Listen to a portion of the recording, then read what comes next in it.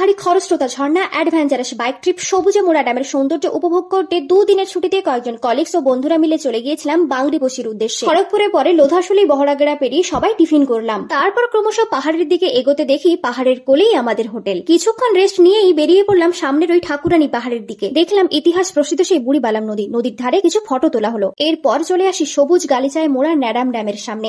এখানের সৌন্দর্য ভাষায় প্রকাশ করা যাবে না। তারপর হোটেলে ফিরে এসে চিকেন দিয়ে লাঞ্চ করলাম। বিকেলে আবারও বেরিয়ে গ্রাম্য ও চড়াই উতরাই জঙ্গলের রাস্তা দিয়ে চলে এলাম সুলেইপাড় ড্যামে। এটিও অসাধারণ জায়গা। সন্ধ্যের মুখে চলে আসি বাঁকবাল ড্যামে। এখানে আমরা দারুণ হই হুল্লোড়, নাচ গান, মজা করলাম। হোটেলে ফিরে সন্ধ্যেতে চিলি ফিশ আর রুটি মাংস দিয়ে ডিনার করে প্রথম দিনটা শেষ করলাম। দ্বিতীয় দিনের গন্তব্য ঝিং পাহাড়ি। প্রায় 2 ঘন্টা ধরে ভীষণ আনন্দের সাথে এই ঝর্ণা জলে সবাই স্নান করেছিল। হোটেলে ফিরে লাঞ্চ সেরে আবার বেরিয়ে পড়া। জঙ্গলের রাস্তা দিয়ে চলে আসি ব্রাহ্মণ কুণ্ডে। এখানে জল কম থাকলেও জায়গাটা বেশ ভালো আর নিরিবিলি।